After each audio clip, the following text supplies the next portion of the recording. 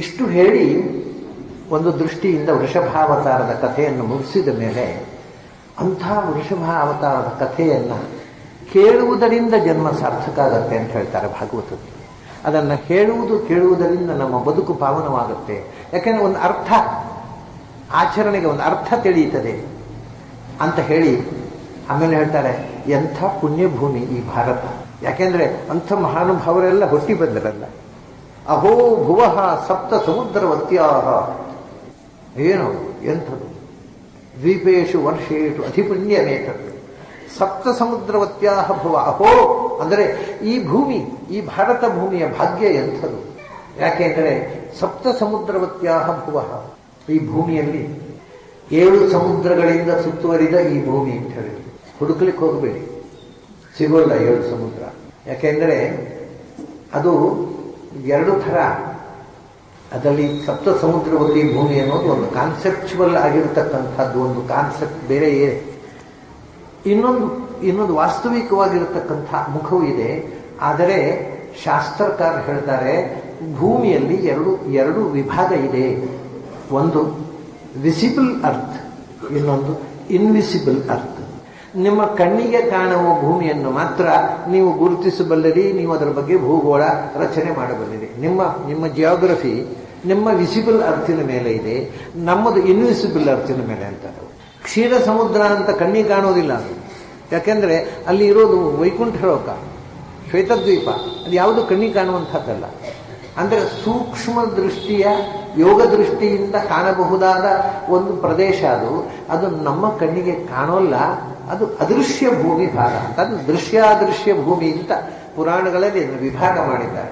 ಹಾಗಾಗಿ ಏನು ಕ್ಷೀರ ಸಮುದ್ರ ಎಲ್ಲಿದೆ ಅಥವಾ ಅದಕ್ಕಿಂತಲೂ ಅದು ಬೇಡ, ಸುರಾ ಸಮುದ್ರ, ಓಷನ್ ಆಫ್ ಆಲ್ಕೋಹಾಲ್, ಅದಕ್ಕೆ ಬೇಕಾದ್ರೆ ಹೋಗಿ ನಾವು ಸಿಕ್ಕಿಬಿಟ್ರೆ ಆನಂದವಾಗಿರ್ಬೋದು ಅಂತ ಹುಡುಕಿದ್ರೆ ಸಿಗೋಲ್ಲ. ಇಲ್ಲಿ ಇದೆ, ಇಲ್ಲಿ ಒಳಗಿಂದ 7 ಸಮುದ್ರಗಳಿವೆ. ಅದಕ್ಕೆ ಕಾನ್ಸೆಪ್ಚುವಲ್ ಆಗಿ ನೀವು ತಗೊಂಡ್ರೆ 7 ಸಮುದ್ರಗಳು. There are 7 ductless glands in our body. ಅವೇ 7 ಸಮುದ್ರಗಳು. ಅದು ಇರಲಿ, ಅದರ ವಿವರ ಇರಬೇಡ. ಹಾಗಾಗಿ ಅವರು ಹೇಳ್ತಾರೆ 7 ಸಮುದ್ರಗಳಿಂದ ಸುತ್ತುವರಿದ ನಮಗೆ ಕಾಣುವುದು ಜಂಬೂದ್ವೀಪ ಮತ್ತು ಅದರ ಸುತ್ತ ಇರತಕ್ಕಂಥ ಜಂಬೂದ್ವೀಪ, ಅದರ ಸುತ್ತ ಇರುವ ಕೆಲವು ಭೂಮಿ ಭಾಗಗಳು ಮತ್ತು ಲವಣ ಸಮುದ್ರ. ಇನ್ಯಾವುದೋ ನಮ್ಮ ಕಣ್ಣಿಗೆ ಕಾಣುವಂಥ ಭೂಮಿ ಭಾಗ ಅಲ್ಲ. ಅದು ಜ್ಞಾನಿಗಳು ಕಂಡ ಸತ್ಯ, ಅದು ಅವರಿಗೆ ಬಿಟ್ಟುಬಿಟ್ಟು. ಅಂದರೆ ಸಪ್ತ ಸಮುದ್ರವತ್ಯಾಹ ಭುವಃ, ಈ 7 ಸಮುದ್ರಗಳಿಂದ ಸುತ್ತುವರಿದ ಭೂಮಿ, ಅದರಲ್ಲಿ ದ್ವೀಪೇಶು ಅನೇಕ ದ್ವೀಪಗಳು. ಅದರಲ್ಲಿ ಒಂದು ದ್ವೀಪ ಜಂಬೂದ್ವೀಪ, ಅದರಲ್ಲಿ ವರ್ಷೇಶು, ಅದರಲ್ಲಿ ಅನೇಕ ವರ್ಷಗಳು. ಅದರಲ್ಲಿ ಒಂದು ವರ್ಷ ಭಾರತ ವರ್ಷ. ಅಧಿಪುಣ್ಯವೇತೋ, ಇದು ಎಲ್ಲಕ್ಕಿಂತ ಹೆಚ್ಚು ಪುಣ್ಯಪ್ರದವಾಗಿರ್ತಕ್ಕ ಮಣ್ಣು. ಯಾಕೆಂದರೆ ಭಗವಂತನ ಅವತಾರ ಆಗಿರ್ತಕ್ಕಂಥ ಮಣ್ಣು ಇದು. ವೃಷಭದೇವ ಹುಟ್ಟಿದ್ದು ಇಲ್ಲಿ, ಕೃಷ್ಣ ಹುಟ್ಟಿದ್ದು ಇಲ್ಲಿ, ರಾಮ ಹುಟ್ಟಿದ್ದು ಇಲ್ಲಿ, ಪರಶುರಾಮ ಹುಟ್ಟಿದ್ದು ಇಲ್ಲಿ, ಬುದ್ಧ ಹುಟ್ಟಿದ್ದು ಇಲ್ಲಿ, ಕಲ್ಕಿ ಹುಟ್ಟುವುದು ಇಲ್ಲಿ. ಅಂದರೆ ಅಧಿಪುಣ್ಯವೇ, ಮಹಾಪುಣ್ಯ. ಅಂದರೆ ಇಲ್ಲಿ ಏನಾದರೂ ಪುಣ್ಯಕರ್ಮ ಮಾಡಿದರೆ ಅದರ ಫಲ ಬೇರೆ ಕಡೆಗಿಂತ ಹೆಚ್ಚು. ಅಷ್ಟೇ ಅಲ್ಲ, ಅಧಿಪುಣ್ಯವನ್ನು ಆ್ಯಡ್ ಮಾಡೋರು. ಏನಾದರೂ ಪಾಪಕರ್ಮ ಮಾಡಿದರೆ ಅದರ ಫಲವು ಬೇರೆ ಕಡೆಗಿಂತ ಹೆಚ್ಚು ಇಲ್ಲಿ. ಅದು ಯಾಕೆಂದರೆ ಇದು ಕರ್ಮಭೂಮಿ ಅಂತ ಅದಕ್ಕೆ ಹೇಳೋರು. ನೋಡಿ, ಕರ್ಮಭೂಮಿ ಅಂದರೆ ಕೆಲವು ಇದೆಲ್ಲ ಎಷ್ಟು ತಪ್ಪು ಅರ್ಥ ಮಾಡಿಕೊಳ್ತಾರೆ ನೋಡಿ. ಇದು ಕರ್ಮಭೂಮಿ, ಅದರಿಂದ ಅಮೇರಿಕಕ್ಕೆ ಹೋಗಿ ನೀವು ಜಪ ಮಾಡಿದರೆ ಪುಣ್ಯ ಇಲ್ಲ ಅಂತ ಹೇಳ್ತಾರೆ ಕೆಲವರು. ಇಲ್ಲಿ ಹೇಳೋದು ಅಧಿಪುಣ್ಯ ಅಂತ. ಇಲ್ಲಿ ನೀವು ಗಾಯತ್ರಿ ಜಪ ಮಾಡಿದ್ರೆ ಎಷ್ಟು ಪುಣ್ಯವೋ ಅಷ್ಟು ಪುಣ್ಯ ಅದು ಮಾಡಿದರೆ ಬರೋಲ್ಲ. ಯಾಕೆ ಅದು ಭೋಗ ಭೂಮಿ, ಭೋಗ ಪ್ರಧಾನ ಭೂಮಿ. ಅಲ್ಲಿಯೂ ಪುಣ್ಯ ಇದೆ, ಅಲ್ಲಿ ಭೋಗ ಪ್ರಧಾನ, ಪುಣ್ಯ ಪಾಪಗಳು ಅಪ್ರಧಾನ. ಯಾಕೆಂದರೆ ಇಲ್ಲಿ ಭಗವತ್ ಪ್ರಜ್ಞೆ ಇರುವಷ್ಟು ಅಲ್ಲಿ ಇಲ್ಲ. ನಿಮಗೆ ಋಷಭದೇವನ ಬಗ್ಗೆ ಅಥವಾ ಕೃಷ್ಣನ ಬಗ್ಗೆ, ರಾಮನ ಬಗ್ಗೆ ಇಲ್ಲಿ ನಮಗೆ ಆಗತಕ್ಕಂಥ ಒಂದು ಮಾನಸಿಕವಾಗಿರತಕ್ಕಂಥ ಇನ್ವಾಲ್ವ್ಮೆಂಟು ಅಲ್ಲಿ ಬರೋಲ್ಲ. ಆದ್ದರಿಂದ ಅಲ್ಲಿ ಪುಣ್ಯವೂ ಕಮ್ಮಿ, ಪಾಪವೂ ಕಮ್ಮಿ ಇದೆ. ಪುಣ್ಯ ಪಾಪ ಎರಡೂ ಇದೆ. ಆದರೆ ಅದು ಭೋಗ ಭೂಮಿ, ಆದ್ದರಿಂದ ಪುಣ್ಯದ ಅಂಶವೂ ಕಮ್ಮಿ, ಪಾಪದ ಇಲ್ಲಿ ಎರಡೂ ಉಲ್ಬಣ. ಪುಣ್ಯ ಮಾಡಿದ್ರು ಅತಿಯಾದ ಫಲ, ಪಾಪ ಮಾಡಿದ್ರು ಅತಿಯಾದ ಫಲ. ಇಲ್ಲಿ ಎಲ್ಲ ಒಂದೇ ಥರ ಅಲ್ಲ. ಬೆಂಗಳೂರಿನಲ್ಲಿ ಪುಣ್ಯ ಮಾಡಿದ್ದಕ್ಕಿಂತ ನೀವು ಕಾಶಿಯಲ್ಲಿ ಹೋಗಿ ಪುಣ್ಯ ಮಾಡಿದ್ರೆ ಜಾಸ್ತಿ, ಬದ್ರಿಗೆ ಹೋಗಿ ಪುಣ್ಯ ಮಾಡಿದ್ರೆ ಇನ್ನೂ ಜಾಸ್ತಿ. ಇಲ್ಲಿ ಒಂದೇ ಥರ ಅಲ್ಲ. ಯಾವುದು ಪುಣ್ಯ ಕ್ಷೇತ್ರವೋ ಅಲ್ಲಿ ಹೋದ ಹಾಗೆ ಪುಣ್ಯ ಜಾಸ್ತಿ ಆಗ್ತಾ ಹೋಗುತ್ತೆ. ಇದು ಅಧಿಪುಣ್ಯ. ಇಡೀ ಪ್ರಪಂಚದಲ್ಲಿ ಹೆಚ್ಚು ಪುಣ್ಯ ಕೊಡ್ತಕ್ಕಂಥ ಕರ್ಮಭೂಮಿ ಇದು. ಅಹೋ, ಏನು ಭಾಗ್ಯ ಈ ಭಾರತದ್ದು. ಋಷಭದೇವನಂತವರು ಓಡಾಡಿದ ನೆಲ ಇದು. ಅಹೋ ಭುವ ಸಪ್ತ ಸಮುದ್ರವತ್ಯ ದ್ವೀಪೇಶು ವರ್ಷೇಶು ಅಧಿಪುಣ್ಯಮೇತಕ್ಕೆ. ಯಾಕೆಂದ್ರೆ ಗಾಯಂತಿ ಅತ್ಯಪ್ತೆ ಜನ ಮುರಾರೇ ಕರ್ಮಾಣಿ. ಎಂಥದದು ಭದ್ರಾಣಿ ಅವತಾರ. ಏನು ಪುಣ್ಯ ಈ ಭೂಮಿದ್ದು ಅಂದರೆ ಮುರಾರೇಹೇ ಕರ್ಮಾಣಿ ಗಾಯಂತಿ ಅತ್ರತ್ಯ ಜನಾ. ಇಲ್ಲಿರ್ತಕ್ಕಂತಹ ಜನ ಭಗವಂತನ ಗುಣಗಾನ ಮಾಡ್ತಾರೆ, ಕಥೆಗಳನ್ನು, ಕೃಷ್ಣನ ಕಥೆ, ರಾಮನ ಕಥೆ ಕೇಳಿ ಸಂತೋಷ ಪಡ್ತಾರೆ, ಹಾಡ್ತಾರೆ, ಕುಣಿತಾರೆ, ಕೇಳ್ತಾರೆ, ಅನುಸಂಧಾನ ಮಾಡ್ತಾರೆ. ಬೇರೆ ದೇಶದ ಜನಕ್ಕೆ ಈ ಭಾಗ್ಯ ಇಲ್ಲ ಅಷ್ಟೇ. ಅದರಿಂದ ಇದು ಪುಣ್ಯಭೂಮಿ. ಗಾಯಂತಿ ಅತ್ರತ್ಯ ಜನಾ ಮುರಾರೇಹ ಕರ್ಮಾಣಿ, ಅದು ಭದ್ರಾಣಿ. ಅದನ್ನು ನಾವು ಯೋಚನೆ ಮಾಡುವುದೇ ಮಾಂಗಲಿಕ, ಅದನ್ನು ಅನುಸಂಧಾನ ಮಾಡುವುದೇ ಒಂದು ಪುಣ್ಯ. ಅಂತಹ ಭಗವಂತನ ಲೀಲೆಗಳನ್ನ ಅವತಾರವಂತಿ, ಅವನು ಮೂಲ ರೂಪದ ಅಲ್ಲ, ಅವತಾರವಂತಿ ಕರ್ಮಾಣಿ ಅಂದ್ರೆ ಅವತಾರದಲ್ಲಿ ಮಾಡಿದ ಕರ್ಮ. ಅವನು ವೈಕುಂಠ ತಿರುಗುತ್ತಿ ಏನು ಮಾಡಿದ ನಮಗೇನು ಗೊತ್ತು. ಅವನು ಭೂಮಿಯಲ್ಲಿ ಬಂದು ಏನು ಮಾಡಿದ ಕೃಷ್ಣ, ಏನು ಮಾಡಿದ ರಾಮ, ಅದನ್ನು ದಾಖಲೆ ಮಾಡಿದರು ವ್ಯಾಸರು. ಅದರಿಂದ ಒಂದು ಸ್ವಲ್ಪ ಮಟ್ಟಿಗೆ ನಮಗೆ ಗೊತ್ತಾಯಿತು. ಹಾಗಾಗಿ ಭಗವಂತನ ಅವತಾರಗಳನ್ನ, ಅವತಾರದಲ್ಲಿ ಅವನು ಮಾಡಿದ ಲೀಲೆಗಳನ್ನ ಹಾಡಿ ಕೊಂಡಾಡುವ ಭಾಗ್ಯ ಈ ನೆಲದಲ್ಲಿ ಇರುವಷ್ಟು ಬೇರೆ ದೇಶದಲ್ಲಿ ಇಲ್ಲ. ಹಾಗಾಗಿ ಇದು ಪುಣ್ಯಭೂಮಿ, ಇದು ಕರ್ಮಭೂಮಿ ಅಂತ ಶುಕಾಚಾರ್ಯರು ಹೊಗಳ್ತಾರೆ ತುಂಬಾ. ಆಮೇಲೆ ಹೇಳ್ತಾರೆ, ಅಂದ್ರೆ ಕೋನ್ವಸ್ಯ ಕಾಷ್ಠಂ ಅಪರೋನು ಗಚ್ಚೇತ್, ಕೋನ್ವಸ್ಯ ಕಾಷ್ಠಂ ಅಪರೋನು ಗಚ್ಚೇತ್ ಮನೋರಥೇನಾಪಿ ಅಭವಸ್ಯ ಯೋಗಿ. ಈ ಭಗವಂತ ಋಷಭದೇವನಾಗಿ ಅವತರಿಸಿದ, ವಿಶೇಷವಾಗಿ ಇದು ಒಟ್ಟು ಭಗವಂತನ ಸಂಘ ಹೇಳ್ತಾರೆ. ಋಷಭದೇವನಾಗಿ ಅವತರಿಸಿದ ಭಗವಂತನ ಕಾಷ್ಠ, ಕಾಷ್ಠ ಅಂದ್ರೆ ಅಪ್ಪರ್ ಲಿಮಿಟ್, ಅವನು ಏರಿದ ಎತ್ತರ, ಅದನ್ನ ಯಾರು ಅನುಸಂಧಾನ ಮಾಡೋದು, ತಿಳಿಯುವುದು ಸಾಧ್ಯ, ಮಾಡೋದು ಬಿಡಿ. ಕೋನ್ವಸ್ಯ ಕಾಷ್ಠಾಂ ಅಪರಹ, ಸ್ವಯಂ ಭಗವಂತನಲ್ಲ, ಅವನ ಎತ್ತರವನ್ನ ಏರಬಲ್ಲವ ಇನ್ನೊಬ್ಬ ಯಾರು ಅಂದ್ರೆ ಇನ್ನೊಂದು ಭಗವಂತನ ಅವತಾರ ಅಷ್ಟೇ. ನಾವು ಯಾರು ಆ ಎತ್ತರಕ್ಕೆ ಕೋನ್ವಸ್ಯ ಕಾಷ್ಠಾಂ ಅಪರೋ ಅನುಗಚ್ಚೇತ್. ಆ ಭಗವಂತ ಋಷಭದೇವ ಏರಿದ ಎತ್ತರವನ್ನ ಕಹ ಅಪರಹ, ಇನ್ಯಾರೋ ನಮ್ಮ ನಿಮ್ಮಂಥವರು ಕಹ ಅನುಗಚ್ಚೇತ್, ಅದನ್ನು ಅನುಸರಿಸಿ ಆ ಎತ್ತರಕ್ಕೆ ಏರುವುದು ಸಾಧ್ಯ. ಏರುವುದಲ್ಲ, ತಿಳಿಯುವುದು ಕೂಡ ಸಾಧ್ಯ ಇಲ್ಲ. ಆ ಎತ್ತರವನ್ನ ನಾವು ಗ್ರಹಿಸಲಾರೆವು. ಯಾಕೆಂದ್ರೆ ಮನಸ್ಸು ಎತ್ತರಕ್ಕೆ ಹೋಗೋದಕ್ಕೊಂದು ಲಿಮಿಟ್ ಇದೆ, ಅದರ ಆಚೆ ಹೋಗುವುದಿಲ್ಲ ಮನಸ್ಸು. ಯಥೋ ವಾಚೋ ನಿವರ್ತಂತೆ, ಮನಸ್ಸು ಎಷ್ಟು ಎತ್ತರಕ್ಕೆ ಹೋಗಬಲ್ಲದೋ ಅದರ ಆಚೆಗೆ ಇರುವಂತಹ ಶಕ್ತಿ ಅದು. ಅದನ್ನು ಯಾರು ಗ್ರಹಿಸುವುದು? ಕೋನ್ವಸ್ಯ ಕಾಷ್ಠಾಂ ಅಪರೋನು ಗಚ್ಚೇತ್ ಮನೋರಥೇನಾಪಿ. ಪ್ರಾಕ್ಟಿಕಲ್ಲಿ ಅಲ್ಲ, ಬರೀ ಮನಸ್ಸಿನಲ್ಲಿ ಹೋಗ್ಲಿಕ್ಕೂ, ಅದನ್ನು ಮನಸ್ಸಿನಿಂದ ಯೋಚಿಸಿಯೂ ಅದನ್ನು ಮುಟ್ಟುವುದು ಸಾಧ್ಯ ಇಲ್ಲ. ಯಾಕೆ? ಅಭವಸ್ಯ. ಇವನು ಯಾರು ಒಬ್ಬ ಸಾಮಾನ್ಯ ಯೋಗಿ, ಯೋಗ ಸಿದ್ಧನಾದ ವ್ಯಕ್ತಿ ಕೂಡ ಯೋಗೇಶ್ವರನಾದ ಭಗವಂತನ ಎತ್ತರವನ್ನು ಗುರುತಿಸುವುದು ಸಾಧ್ಯ ಇಲ್ಲ. ಯಾಕೆಂದ್ರೆ ಅವನು ಅಭವ, ಅವನಿಗೆ ಸಂಸಾರದ ಬಂಧನ ಇಲ್ಲ, ನಮಗಿದೆ. ಅವನು ಹುಟ್ಟೋಲ್ಲ, ನಾವು ಹುಟ್ಟುತ್ತಾ ಸಾಯ್ತಾ ಇರ್ತೇವೆ. ಅವ್ರ ಡಿಫರೆನ್ಸ್. ಅವನು ಅಭವ ಅಂದ್ರೆ ಸಂಸಾರ ಬಂಧವೂ ಇಲ್ಲ, ಹುಟ್ಟು ಸಾವೂ ಇಲ್ಲ. ನಮಗೆ ಎರಡೂ ಇದೆ. ಅದರಿಂದ ನಾವು ಅವನು ತಿಳ್ಕೊಳ್ಳಿಕ್ಕೆ ಯೋಚನೆ ಮಾಡ್ತಾ ಮಾಡ್ತಾ ಮಾಡ್ತಾ ಒಂದು ಸತ್ತು ಹೋಗ್ತೇವೆ. ಆಮೇಲೆ ಮತ್ತೆ ಪುನಃ ಹುಟ್ಟುದು, ಹರಿಹೋಮ್ ಅಂತ ಮತ್ತೆ ಕಿಂಡರ್ ಗಾರ್ಟನ್ ನಿಂದಲೇ ಪ್ರಾರಂಭ, ಮುಗಿಯೋದಿಲ್ಲ. ಅಭವಸ್ಯ ಯೋಗಿ. ಅದರಿಂದ ಅವನು, ಯಾಕೆಂದ್ರೆ ಹೇಳ್ತಾರೆ ಯದ್ ಯೋಗ ಮಾಯಾಮ್, ಆ ಭಗವಂತನ ಯೋಗಶಕ್ತಿ, ಯೋಗದ ಮಹಿಮೆ ಅಂದರೆ ಅವನ ಗುಣಪೂರ್ಣತೆ. ಯೋಗ ನಾನು ಹೇಳಿದೆ, ನಮ್ಮಲ್ಲಿ ಯೋಗ ಅಂದ್ರೆ ನಾವು ಸಾಧನೆಯಿಂದ ಯಮನಿಯಮಾದಿ ಅನುಷ್ಠಾನದಿಂದ ಪಡೆದಿರತಕ್ಕಂಥ ವಿಲ್ ಪವರ್, ಎನರ್ಜಿ. ಭಗವಂತನಲ್ಲಿ ಯೋಗ ಅಂದ್ರೆ ಎಲ್ಲ ಗುಣಗಳ ಸಮಾವೇಶ. ಯದ್ಯೋಗವಾಯಾಮ್ ಸ್ಪೃಹೆಯಂತಿ ಉದಸ್ತಾಂ ಮಹತ್ತಮ ಯತ್ರ ಕೃತ ಪ್ರಯತ್ನ. ಏನ ಉದಸ್ತಾಂ, ಭಗವಂತ ಅದನ್ನ ಉದಸ್ತಾಂ, ವೃಷಭಾವತಾರದಲ್ಲಿ ಆ ಎಲ್ಲ ಯೋಗ ಮಹಿಮೆ ತನ್ನಲ್ಲಿ ತುಂಬಿರತಕ್ಕಂಥ ಅಪಾರವಾದ ಶಕ್ತಿಯನ್ನ ಉದಸ್ತಾಂ ತಿರಸ್ಕರಿಸ, ಅಂದ್ರೆ ಅಭಿವ್ಯಕ್ತಗೊಳಿಸಿದೆ. ತಿರಸ್ಕೃತ ಬಿಡೋದಲ್ಲ, ಅಭಿವ್ಯಕ್ತಗೊಳಿಸಲೇ. ಹುಚ್ಚರಾಗೆ ತಿರುಗಾಡಿದ, ಯಾವ ಶಕ್ತಿಯನ್ನು ಪ್ರದರ್ಶನ ಮಾಡಲಿಲ್ಲ. ರಾಜನಾಗಿದ್ದಾಗ ಆಡಳಿತ ಮಾಡುವಾಗ ಅಲ್ಲಿ ಏನು ವ್ಯವಸ್ಥೆ ಅದು ಬಿಟ್ಟರೆ ಅವನ ಔಧೋತ್ಯದಲ್ಲಿ ಏನೂ ಮಾಡಲಿಲ್ಲ. ಯದ್ ಯೋಗಮಾಯಾಂ ಸ್ಪೃಹಯಂತಿ ಉದಸ್ತಾಂ ಮಹತ್ತಮಾಹ ಏನ ಕೃತ ಮಹಾಪ್ರಯತ್ನ. ಅದನ್ನ ಅಂಥ ಯೋಗಶಕ್ತಿಯನ್ನ ಬಹಳ ದೊಡ್ಡ ದೊಡ್ಡ ಜ್ಞಾನಿಗಳು ಮಹಾಪ್ರಯತ್ನದಿಂದ ಪಡೆಯಲಿಕ್ಕೆ ಆಸೆ ಪಡ್ತಾರೆ. ಅದನ್ನ ಯಾರು ಅಂಥ ಒಂದು ಯೋಗ ಸಿದ್ಧಿಯನ್ನ ಮಹಾಪ್ರಯತ್ನದಿಂದ ಮಹಾನುಭಾವರು ಮಹಾಜ್ಞಾನಿಗಳು ದೇವತೆಗಳು ಆಸೆ ಪಡ್ತಾರೋ ಅದನ್ನು ಅನಾಯಾಸವಾಗಿ ತ್ಯಾಗ ಮಾಡಿಬಿಟ್ಟ. ಇದ್ದದ್ದೇ ಇಲ್ಲದೇ ಇದನ್ನು ಪಡೆಯುವುದಕ್ಕೋಸ್ಕರ ಜೀವಮಾನ ಇಡೀ ಪರಿತಪಿಸಿ ಆಸೆ ಪಟ್ಟು ಸಾಧಿಸುವಂಥ ಆ ಸಿದ್ಧಿಯನ್ನ ಇವನು ಇತ್ತು, ಇವನು ಪಡೆಯಲಿಕ್ಕೆ ಒದ್ದಾಟ ಪಡೋದು ಬೇಡ. ಇದ್ದದ್ದನ್ನ ಉದಸ್ತ ಅದನ್ನು ಬಿಟ್ಟುಬಿಟ್ಟ, ಅದನ್ನು ಯಾವತ್ತೂ ಪರಿಗ್ರಹಿಸಲಿಲ್ಲ. ಇದು ಬರೇ ಋಷಭಾವತಾರಕ್ಕೆ ಸಂಬಂಧ ಮಾತ್ರ ಅಲ್ಲ. ಭಗವಂತ ಯಾವಾಗಲೂ ತನ್ನ ಯೋಗ ಶಕ್ತಿಯನ್ನು ಉದಾಸ ಮಾಡಿಬಿಡ್ತಾನೆ, ಉದಸ್ಥಾನ ನಿರಸ ಮಾಡ್ತಾನೆ. ಯಾಕೆಂದ್ರೆ ಯೋಗ ಶಕ್ತಿಯನ್ನ ನಿರಾಸ ಮಾಡುವುದು ಅಂದರೆ ಅದರ ಫಲಾಪೇಕ್ಷೆಯಿಂದ ಅದನ್ನು ಆಚರಿಸದೇ ಇರೋದು. ನಾವು ಯೋಗಿಕ್ ಪವರ್ಸ್ ಅನ್ನ ಯಾವುದೋ ಒಂದು ಫಲಾಪೇಕ್ಷೆಗೋಸ್ಕರ ಮಾಡ್ತೇವೆ, ಸಿದ್ಧಿಗಳನ್ನ ಲಾಭಕ್ಕೋಸ್ಕರ ಬಳಸ್ತೇವೆ. ಭಗವಂತ ತನ್ನ ಸಿದ್ಧಿಯನ್ನು ಯಾಕೆ ಬಳಸಬೇಕು? ಯಾವ ಲಾಭಕ್ಕೆ? ಯಾವ ಫಲದ ಅಪೇಕ್ಷೆಯೂ ಇಲ್ಲ. ಅಂದರೆ ಬಾಹ್ಯ ಫಲಗಳು ಯಾವುದೂ ಇಲ್ಲ. ಆದ್ದರಿಂದ ಭಗವಂತ ಅದನ್ನು ಫಲಾಪೇಕ್ಷೆ ಇಲ್ಲದೇ ಇರುವುದರಿಂದ ಅದನ್ನು ಬಿಟ್ಟು ಬಿಡ್ತಾನೆ ಅಂತ ಹೇಳ್ತಾರೆ. ವಾಸ್ತವಿಕವಾಗಿ ಯಾವ ಶಕ್ತಿಯನ್ನು ಬಿಡೋಲ್ಲ, ಅಭಿವ್ಯಕ್ತಗೊಳಿಸೋಲ್ಲ ಅಷ್ಟೇ.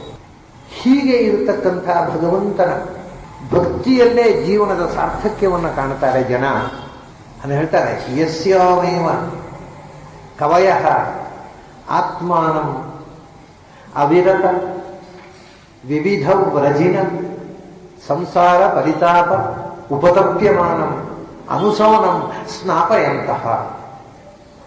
ಯಸ್ಯಾಮೇವ, ಈ ಸ್ನಾನ ಮಾಡ್ತಾರಂತೆ ಜ್ಞಾನಿಗಳು. ಎಲ್ಲಿ? ಯಸ್ಯಾಂ, ಭಗವದ್ ಭಕ್ತಿಯ ಗಂಗೆಯಲ್ಲಿ, ನೀರಿನಲ್ಲಿ ಅಲ್ಲ, ಭಗವದ್ ಭಕ್ತಿಯ ರಸದಲ್ಲಿ ಅನುಸವನಂ ಸ್ನಾಪಯಂತಹ, ತಮ್ಮನ್ನ ನಿರಂತರ ಸ್ನಾನ ನೀಯಿಸ್ತಾ ಇರ್ತಾರೆ.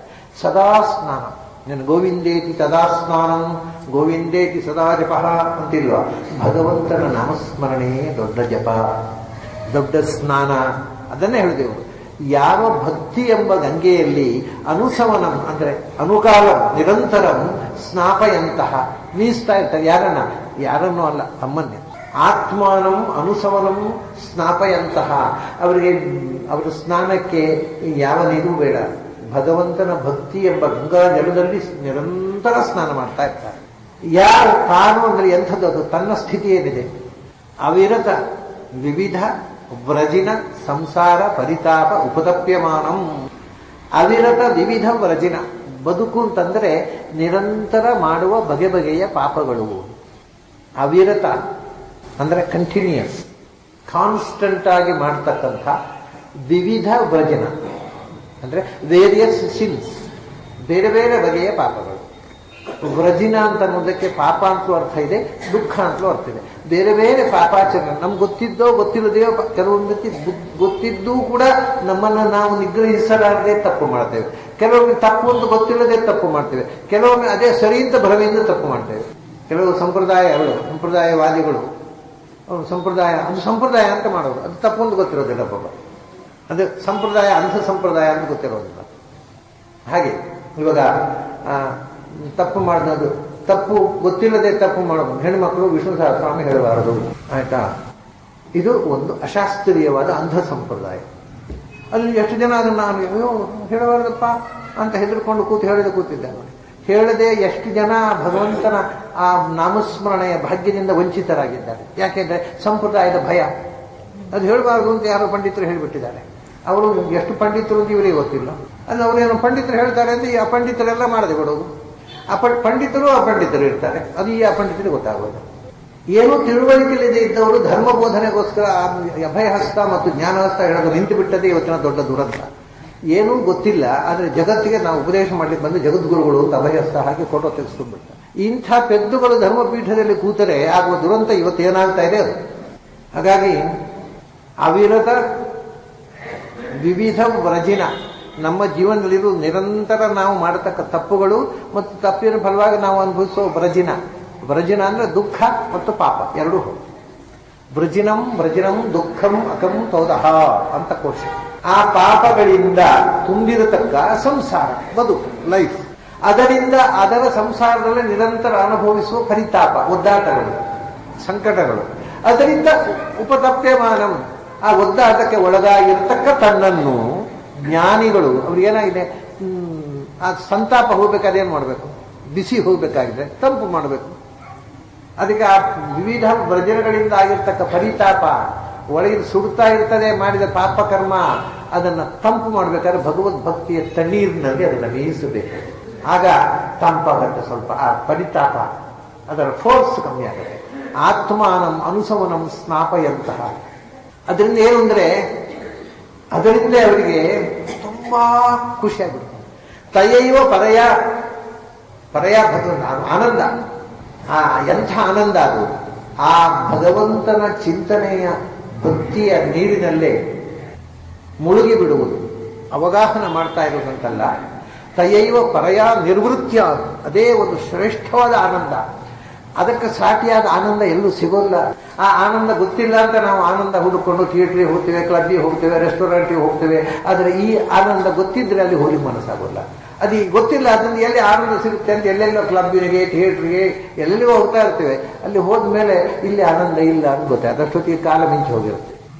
ಪರಯ ನಿರ್ವೃತ್ಯ, ಆ ಭಗವಂತನ ಭಕ್ತಿಯ ಗಂಗೆಯಲ್ಲಿ ನಮ್ಮನ್ನು ಮೀಯಿಸುವುದರಲ್ಲಿ ಇರತಕ್ಕ ಆನಂದ ಅದು ಅತ್ಯದ್ಭುತವಾದ ಆನಂದ. ಅಂತ ಎಷ್ಟು ಅದ್ಭುತ ಆನಂದ ಅಂದರೆ ಅದಕ್ಕೆ ಅವರು ಹೇಳ್ತಾರೆ. ಅಂದ್ರೆ ಇದು ನಿಜವಾದ ಅನುಭವಿಸಿದವರು ಹೇಳಿದಾಗ ಈ ಮಾತಿಗೆ ಈ ಬಲ ಬರುವುದು. ಅವ್ರು ಹೇಳ್ತಾರೆ ನಿವೃತ್ತಿಯ ಏನಾಗ್ತದೆ, ಆಪವರ್ಗಿಕಂ ಆತ್ಯಂತಿಕಂ ಪರಮ ಪುರುಷಾರ್ಥಮಪಿ ಸ್ವಯಂ ಆಸ್ಫಾದಿತಂ ನೋಯೇವ ಅದ್ರಿಯಂತೆ. ಅಂಥ ಸಾಧಕರಿಗೆ ಆಪವರ್ಗಿಕಂ ಆತ್ಯಂತಿಕಂ ಪರಮ ಪುರುಷಾರ್ಥಮಪಿ ಸ್ವಯಂ ಆಸ್ಫಾದಿತಂ ನೋ ಏವ ಅದ್ರಿಯಂತೆ. ಪರಮ ಪುರುಷಾರ್ಥ ಮೋಕ್ಷ ಸುಖ, ಶಾಶ್ವತವಾದ ಮೋಕ್ಷ, ಆತ್ಯಂತಿಕಂ ಮನುಷ್ಯ ಸಾಧನೆಯಲ್ಲಿ ಪಡೆಯಬಹುದಾದ ತುತ್ತ ತುದಿಯ ಫಲ, ಆಪವರ್ಗಿಕಂ ಇಡೀ ಸಮಸ್ತ ಸಂಸಾರದಿಂದ ಬಿಡುಗಡೆಗೊಳ್ಳತಕ್ಕಂಥ ಪರಮ ಪುರುಷಾರ್ಥ ಮೋಕ್ಷ, ಅದನ್ನು ಕೂಡ ಸ್ವಯಂ ಸಾಧಿತಂ ಭಗವಂತ ತಟ್ಟೆಯಲ್ಲಿ ಅಪ್ಪ ಬಾ ಮೋಕ್ಷಕ್ಕೆ, ನಿನಗೆ ಮೋಕ್ಷ ಕೊಡ್ತೇನೆ ಅಂದರೆ ಬೇಡ ಅಂತಾರೆ. ಈ ಆನಂದದ ಮುಂದೆ ಮೋಕ್ಷ ಸುಖ ಬೇಡ, ನಮಗೆ ಭಗವದ್ಭಕ್ತಿಯ ಗಂಗಾ ಸ್ನಾನದ ಆನಂದ ಬೇಕು. ಸ್ವಯಂ ಆಸಾದಿತಂ ನೋ ಏವ ಅಂದ್ರಿಯಂತೆ, ಅದು ಬೇಡ. ಯಾಕೆಂದರೆ ಭಾಗವತತ್ವೇನೈವ ಪರಿಸಮಾಪ್ತ ಸರ್ವಾರ್ಥ. ಅವರಿಗೆ ಭಗವದ್ಭಕ್ತಿಯಲ್ಲೇ ಸರ್ವಾರ್ಥ ಸಮಸ್ತವೂ ತುಂಬಿದೆ. ಅದರ ಆಚೆಗೆ ಭಗವದ್ಭಕ್ತಿಗೆ ನೀಡಿದ ಇನ್ನೊಂದು ಮುಕ್ತಿ ಸುಖ ಕೂಡ ಬೇಡ. ನಮಗೆ ಈ ಆನಂದ ಸಾಕು. ಅಲ್ಲಪ್ಪ, ಮುಕ್ತಿ ಯೋಗ್ಯರಿಗೆ ಮುಕ್ತಿ ಆಗೇ ಆಗತ್ತೆ, ಅದನ್ನು ಬೇಡ ಅಂತ ಯಾಕೆ ಹೇಳೋದು ಇವರು? ಭಗವಂತನಿಗೆ ಬಹಳ ಇಷ್ಟ. ಈಗ ನೋಡಿ, ಮಕ್ಕಳಿಗೆ ಏನೋ ಒಂದು ಸ್ವೀಟ್ ಹಂಚುತ್ತೇವೆ ನಾವು, ಏನೋ ಒಂದು ತಿಂಡಿ ಕೊಡ್ತೇವೆ. ಅವ ನನಗೆ ನನಗೆ ನನಗೆ ಅಂತ ಮುಂದೆ ಬಂದು ನುಗ್ಗಿಕೊಂಡು ಮಕ್ಕಳು ಕೈ ಹಿಡಿತಾರೆ. ಯಾವುದೋ ಒಂದು ಮಗು ಅಪ್ಪ ನನಗೆ ಬೇಡ ಹೇಳಿಬಿಟ್ರೆ ಭಾರಿ ಖುಷಿ ಆಗುತ್ತೆ ತಂದೆಗೆ. ಎಂಥ ಮಗು! ಈ ಚಾಕಲವನ್ನು ನನಗೆ ಬೇಡಪ್ಪ, ಅದು ತಿಂದರೆ ಹಾಳಾಗುತ್ತಲ್ವಾ, ನನಗೆ ಬೇಡ ಅಂತ ಒಂದು ಮಗು ಹೇಳಿಬಿಟ್ರೆ ಆ ತಿಂಡಿ ತಗೊಂಡ ಮಗುಗಳಿಂದ ಬೇಡ ಅಂತ ಹೇಳಿದ ಮಗು ಹೆಚ್ಚು ಕೊಡ್ತಾನೆ. ಹಾಗೆ ಭಗವಂತ ಮುಕ್ತಿ ಬೇಕು ಅನ್ನೋರಿಗೆ ಕೊಡ್ತಾನೆ, ಸಾಧನೆ ಮಾಡಿದ್ದಾರೆ. ಮುಕ್ತಿ ಬೇಡ ಅಂದವರಿಗೆ ಹೆಚ್ಚು ಆನಂದ ಕೊಡ್ತಾರೆ. ಆದ್ದರಿಂದ ಅವರು ಬೇಡ ಅಂತ ಡಿನೈ ಮಾಡಿದ್ರಿಂದ ಲಾಭವೇ ಹೊತ್ತು ನಷ್ಟ ಏನೂ ಇಲ್ಲ. ಅಧಿಕ ಆನಂದಪ್ರದ ಅದು. ಭಗವಂತನ ಹತ್ರ ಏನನ್ನು ಬಯಸದೇ ಇರುವುದು ಉಂಟಲ್ಲ. ಅಕಾಮಿ ಲಭತೆ ಅಕಾಮಿ ಪಠತೆ ಸರ್ವಕ ಸಯಾತಿ ಪರಮಾನುಗತಿ. ಕಾಮನೆಯಿಂದ ನಾವು ಏನನ್ನಾದರೂ ಬಯಸಿದರೆ ಬಯಸಿದ್ದು ಮಾತ್ರ ಸಿಗುತ್ತೆ, ಏನನ್ನು ಬಯಸದೇ ಇದ್ರೆ ಎಲ್ಲವೂ ಸಿಗುತ್ತೆ. ಆದ್ದರಿಂದ ಭಾಗವತತ್ವೇನೈವ ಪರಿಸಮಾಪ್ತ ಸರ್ವಾರ್ಥ. ಭಗವದ್ಭಕ್ತಿ ಇದೆ, ನಾನು ಭಾಗವತ ಅನ್ನುವುದರಲ್ಲೇ ಅವರ ಜೀವನದ ಸರ್ವಸ್ವವು ಮುಗಿದು ಹೋಯಿತು, ಇನ್ನು ಏನನ್ನೂ ಅವರು ಬಯಸುವುದಿಲ್ಲ. ಇದೆಲ್ಲ ಭಾರತ ದೇಶದ ಧರ್ಮ. ಈ ಅನುಸಂಧಾನ ವಿದೇಶದಲ್ಲಿ ನೀವು ಇಂಟೆಲೆಕ್ಚುಯಲ್ ಸಾಗಬಹುದು, ರಿಸರ್ಚ್ ಮಾಡಿ ವೈಜ್ಞಾನಿಕ ಸಂಶೋಧನೆಗಳನ್ನು ಮಾಡಬಹುದು. ಆದರೆ ಈ ಅಂತರಂಗದ ಬೆಳವಣಿಗೆ ಮಾತ್ರ ನಿಮಗೆ ಯಾವ ಪ್ರಪಂಚದಲ್ಲೂ ಸಿಗೋಲ್ಲ. ಅದಕ್ಕೆ ಇಲ್ಲಿಗೇ ಬರಬೇಕಾಗತ್ತೆ, ಇನ್ನೆಲ್ಲಿಯೂ ಸಿಗೋಲ್ಲ. ಇಲ್ಲಿ ಸಿಗುತ್ತೋ ಅಂತ ಎಲ್ಲಿಯೂ ಸಿಗೋದು ಕಮ್ಮಿ ಆಗಿದೆ, ಅದು ಬೇರೆ ವಿಷಯ. ಆದರೆ ಸಿಗುವುದಿದ್ದರೆ ಹಿಂದೆಯೂ ಅಷ್ಟೇ, ಇಂದು ಅಷ್ಟೇ, ಮುಂದೂ ಅಷ್ಟೇ, ಇಲ್ಲಿ ಮಾತ್ರ ಸಿಗುವುದದು. ಇಲ್ಲಿಯೂ ಸಿಗಬೇಕಾಗಿದೆ, ನೀವು ಕಷ್ಟಪಡಬೇಕಾಗತ್ತೆ, ಹುಡುಕಬೇಕಾಗತ್ತೆ. 1000 ಜನ ನಾವು ನಿಮ್ಮನ್ನು ಉದ್ಧಾರ ಮಾಡ್ತೇವೆ ಅಂತ ಬಂದವನ್ನೆಲ್ಲ ಬಿಟ್ಟು ಏನೂ ಮಾಡದೆ ಸುಮ್ಮನೆ ಕೂತವ್ರ ಹತ್ರ ಹೋಗಬೇಕಾಗತ್ತೆ. ನಿಮ್ಮನ್ನು ಉದ್ಧಾರ ಮಾಡ್ತೇವೆ ಅಂತ ಬೋರ್ಡ್ ಹಾಕೊಂಡು ಕೂತವ್ರ ಹತ್ರ ಹೋದರೆ ಉದ್ಧಾರ ಆಗೋಲ್ಲ. ಆದರೆ ನಾವು ಮೊದಲು ಹೋಗೋದು ಬೋರ್ಡ್ ಹಾಕಿದಲ್ಲಿ ನೀವು ಇಷ್ಟು $1000 ಕೊಟ್ಟುಬಿಟ್ರೆ ನಿಮಗೆ ಮೋಕ್ಷದ ಬಾಗಿಲು ತರಿಸಿ ಬೀಗದ ಕೈ ನಿಮ್ಮ ಕೈಲಿ ಕೊಟ್ಟು ಬಿಡ್ತೇವೆ ಅಂತ ಬೋರ್ಡ್ ಹಾಕಿ ಕೂತಿರ್ತಾರೆ. ಅಂಥವ್ರ ಬೆನ್ನ ಹಿಂದೆ ನಾವು ಹೋಗ್ತೇವೆ. ಆದರೆ ಅವರ ಕೈಯಲ್ಲಿ ಬೀಗದ ಕೈ ಇಲ್ಲ, ಅವರಿಗೆ ಮೋಕ್ಷದ ಪರಿಚಯವೂ ಇಲ್ಲ. ಯಾರು ಏನೂ ಗೊತ್ತಿಲ್ಲ ಅಂತ ಪೆದ್ದನಂತೆ ದೂರ ಕೂತಿರ್ತಾರೆ, ಅಂಥವರ ಬೆನ್ನು ಹತ್ತಬೇಕು. ಅದಕ್ಕೆ ವೃಷಭದೇವ ತಾನು ತೋರಿಸಿದ್ದು ಏನು ಗೊತ್ತಿಲ್ಲದವರಂತೆ ಜಡಾಂಧ ಮೂಕವತಂತೆ, ಹುಚ್ಚನಂತೆ, ಪೆದ್ದನಂತೆ, ಮೂಕನಂತೆ ವರ್ತಿಸ್ತಾರೆ. ಜ್ಞಾನಿಗಳು ನನಗೆ ಇಂಥ ಜ್ಞಾನ ಇದೆ ಎಲ್ಲ ಏನು ನಿಮಗೆ ಬೇಕಿದ್ದೆಲ್ಲ ಬನ್ನಿ ಬೋರ್ಡ್ ಹಾಕೊಂಡು ಕೂತ್ಕೊಳ್ಳೋದು. ಹಾಗಾಗಿ ಇಲ್ಲಿಯೂ ಕೂಡ ದುರ್ಲಭವೇ ಅದು. ಆದರೂ ಸಿಗುವುದಿದ್ದರೆ ಇಲ್ಲಿ ಬಿಟ್ಟು ಇನ್ಯಾವ ದೇಶದಲ್ಲಿ ಸಿಗೋಲ್ಲ. ಮೊನ್ನೆ ಒಬ್ಳು ಮುಸ್ಲಿಂ ಹೆಂಗಸು ನಮ್ಮ ಮನೆಗೆ ಬಂದಿತ್ತು. ಅವಳು ಏನು ಅಂದರೆ ಹಿಂದೂ ಧರ್ಮದ ಬಗ್ಗೆ ತಿಳ್ಕೋಬೇಕು ಅಂತ, ಡಾಕ್ಟರ್ ಅವಳು. ಹಿಂದೂ ಧರ್ಮದ ಬಗ್ಗೆ, ಪುರಾಣಗಳ ಬಗ್ಗೆ, ಉಪನಿಷತ್ತುಗಳ ಬಗ್ಗೆ ಏನೋ ಆಸಕ್ತಿ ತಿಳ್ಕೊಂಡು ಬರ್ತೀನಿ. ಅವಳು ಬಂದವಳು ಏನು ಹೇಳ್ತಾಳೆ ಗೊತ್ತಾ, ನಾನು ತುಂಬ ಜನ ಪಂಡಿತರ ಹತ್ರ ಕೇಳಿದೆ ಆಚಾರ್ಯ, ಯಾರಿಗೂ ಹಿಂದೂಗಳಿಗೆ ಹಿಂದೂ ಧರ್ಮ ಏನೊಂದು ಗೊತ್ತಿಲ್ಲ ಅಂತಾಳೆ ಅವಳು. ಯಾವ ಹಿಂದೂಗಳಿಗೂ ಹಿಂದೂ ಧರ್ಮ ಅಂದರೆ ಏನಂತ ಗೊತ್ತಿಲ್ಲ. ನಾನು ತುಂಬ ಜನ ಕೇಳಿದೆ, ಯಾರಿಗೂ ಈ ಸರಿಯಾಗಿ ಗೊತ್ತಿಲ್ಲ.